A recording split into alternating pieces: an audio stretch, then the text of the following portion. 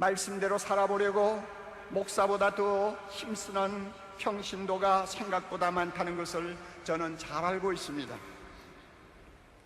이들이야말로 한국교회의 자존심이라고 아니할 수 없습니다. 그래서 만일 누가 오늘의 한국교회를 보고 행위가 죽었다는 소리를 하면 저는 그 말을 절대로 인정하고 싶지 아니한 사람 중에 하나입니다. 그렇지만 저의 이러한 확신을 흔들어 놓는 심각한 사실이 있습니다. 그것은 이 사회가 한국교회를 너무 불신하고 있다는 것입니다. 교회를 신뢰하지 않는 것 같습니다. 목사의 신뢰도는 오래전부터 하위권입니다. 교회에 들어왔다가 실망하고 등을 돌리는 젊은이들이 적지 않습니다. 전도를 해도 잘 받아들이지 않습니다. 무종교자들에게는 기독교가 제일 인기가 없습니다. 일반적으로 사람들은 우리를 이중인격자로 보는 것 같습니다. 말하고 행동하고 다르다는 것입니다. 사랑하면서 교회는 왜 그렇게 잘 싸우느냐고 비아냥거립니다. 예수를 믿는 우리가 자기들보다 더 정직한 데가 어디 있느냐고 따져 묻습니다. 돈을 사랑하는 데는 자기들과 똑같다고 봅니다. 사회의 각종 스캔들에 교회 다니는 사람이 끼어도 이제는 더 이상 놀라지도 아니합니다.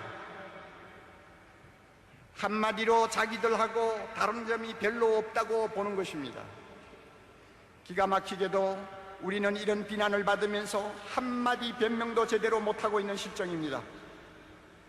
솔직히 말해서 예수 믿는 우리들의 도덕성, 가치관, 처세관을 놓고 보면 세상 돌아가는 쪽으로 더 많이 기울고 있다는 것을 숨길 수가 없습니다.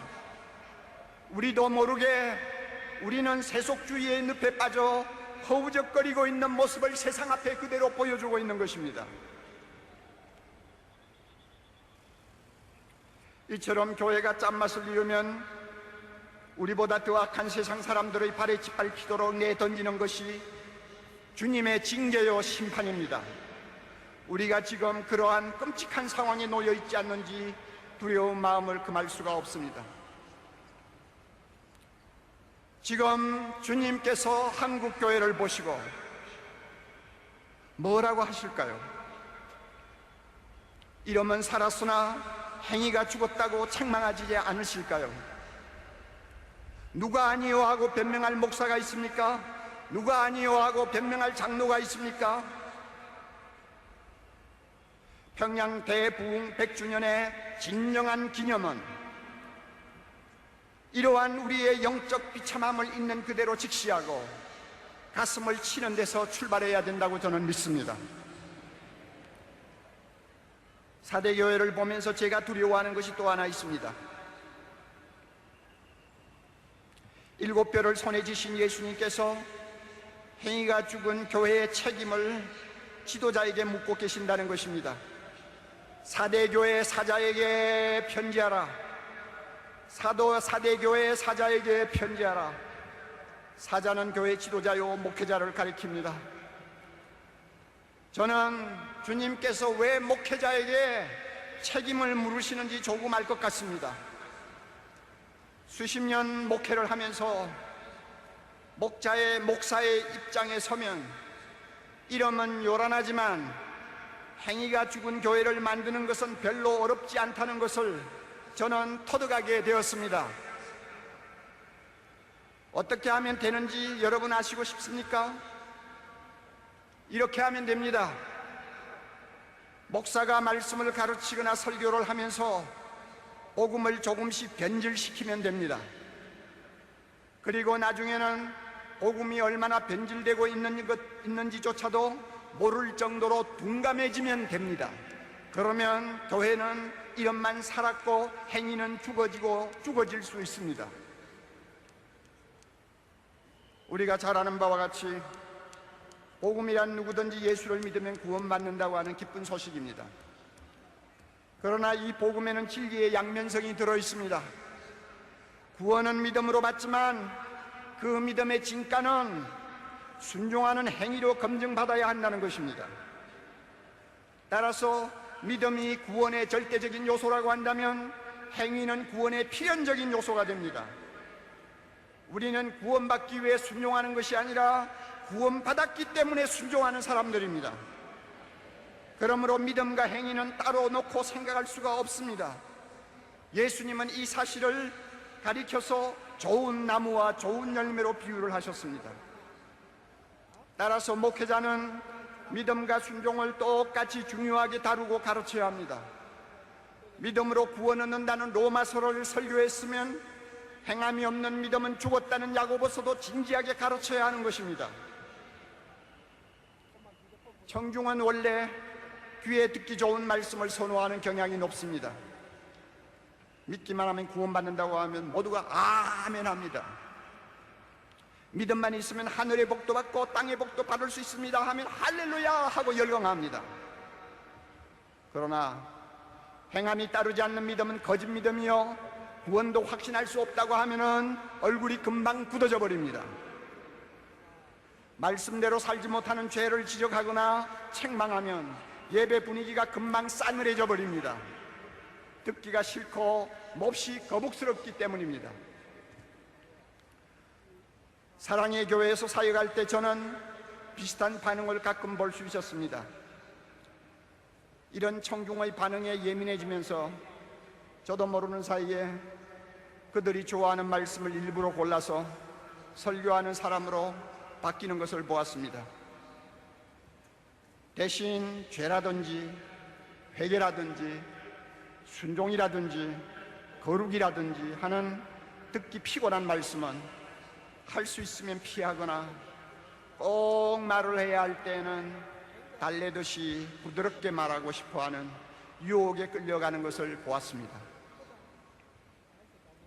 저의 이런 모습은 예수님이 절대로 바라시는 것이 아니었습니다. 저도 절대로 원하는 것이 아니었습니다. 그러나 실제로는 그런 일이 강단에서 일어나고 있었고 그 결과 저도 모르게 복음을 조금씩 변질시키는 설교자가 되어가고 있었습니다.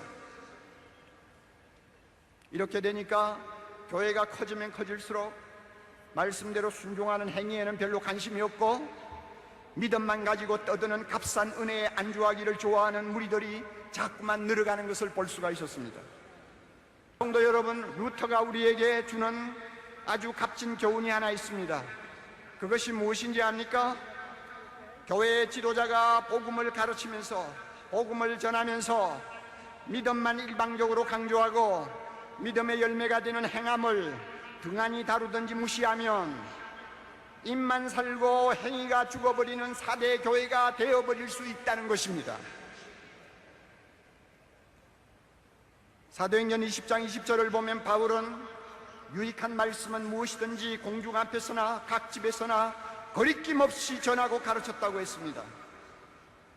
그러나 저 자신을 포함하여 한국교회 많은 지도자들은 바울처럼 무엇이든지 거리낌 없이 전하는 용기를 잃어버리고 있는 것 같습니다.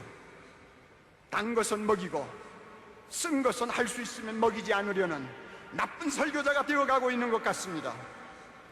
이런 설교자는 청중에게 인기가 있어서 사람들을 많이 끌어모으는 데는 성공할지 모르나 행위가 죽은 교회를 만드는 것은 시간 문제라고 저는 생각합니다.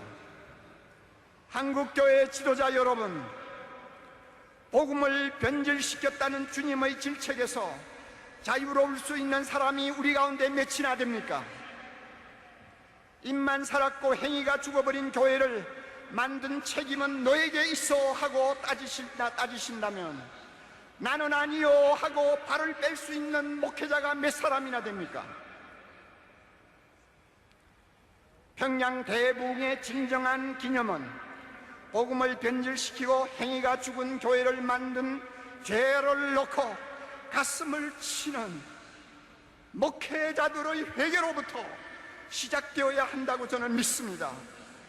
이것이 한국교회를 향하신 간절한 주님의 소원이라고 저는 확신합니다. 주님은 행위가 죽은 4대 교회를 향해 회개하라고 명하십니다. 회개만이 살 길이라는 것입니다. 한국교회를 향해서도 똑같은 명령을 하고 계신다고 저는 믿습니다. 그러나 여러분, 답답한 일은 우리 힘으로 회개가 잘 안 된다는 것입니다. 다 해보셔서 아시지 않아요? 우리 힘으로 회개 잘 못합니다.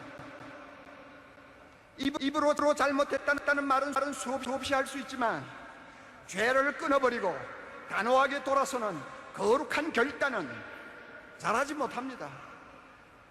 그래서 100년 전에 하디 선교사가 하던 회개, 길선주 장로가 하던 회개, 무명의 성도들이 밤새도록 추운 겨울밤 찬마룻바닥에 엎드려 땅을 치며 통곡하던 그 회개를 오늘 한국교회에서는 찾아볼 수가 없게 된 것입니다. 그들에 비해서 우리는 엄청나게 많은 죄를 더 짓고 사는 사람임에도 불구하고 오늘날 회개는 점점 한국교회에서 형식적인 것이 되어버리고 말았습니다.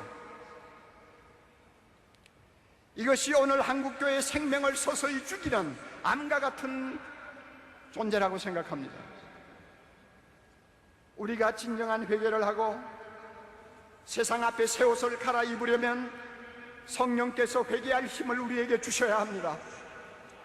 통회하고 자복하고 버리는 결단을 할 수 있도록 성령이 우리를 도와주셔야 합니다. 우리의 힘으로는 안 됩니다.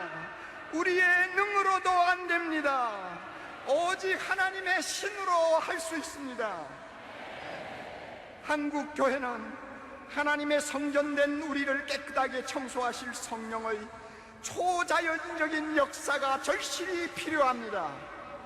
이를 위해 100년 전과 같이 하나님께서 하늘을 가르시고 이 땅에 강림하셔서 아낌없이 부어주셨던 성령의 불, 회개의 영을 다시 부어달라고 힘을 다해 부르짖어야 될 것입니다.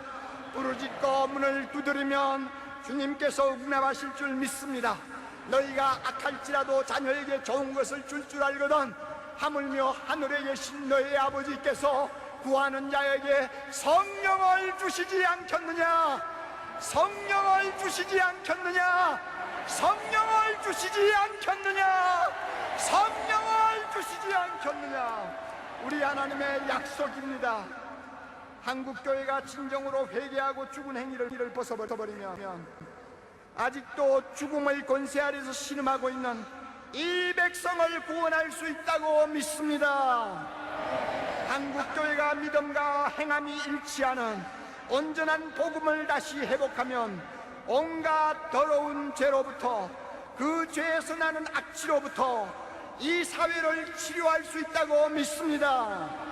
한국교회가 성령의 능력을 다시 입으면 북한에 무너진 교회를 우리 모두 다시 일으킬 수 있다고 믿습니다. 한국교회가 성령의 거룩한 불이 타오르는 용광로가 되면 주님께서 21세기 세계를 위해 가장 중요한 일에 우리 한국교회에 불러주실 줄 믿습니다. 믿습니다. 두 손을 높이 들고 여러분 따라합시다. 주여, 한국교회를 살려주옵소서.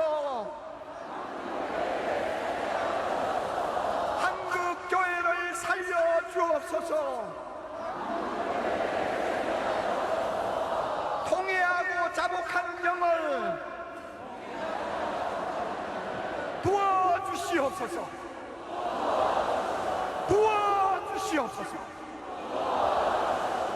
도와주시옵소서. 머리 숙여 기도합니다. 거룩하신 주여, 이놈이 죄인입니다. 이놈이 한국교회 입만 살았다고 떠들고 행위가 죽어버린 한국교회를 만든 장본인입니다. 주여, 이것이 감히 설교할 자격이 없는데도 주님이 이 말씀을 전하라고 비참한 것을 몰아붙였습니다. 아버지, 겉모양은 요란하지만 내면은 죄악이 쌓여있는 이 한국교회는 주여 불쌍히 여기시고 성령을 부어주시되 통회하고 자복하는 영을 부어주셔서 이 한국교회를 깨끗하게 해주옵소서. 깨끗하게 하옵소서. 깨끗하게 하옵소서. 그리하여 이 민족에게 소망을 주게 하시고 이 나라를 바른 길로 인도하게 하시고 주의 거룩한 영광이 이 땅에서 경배를 받으시도록 축복해 주시옵소서. 예수님 이름으로 기도하옵나이다. 아멘.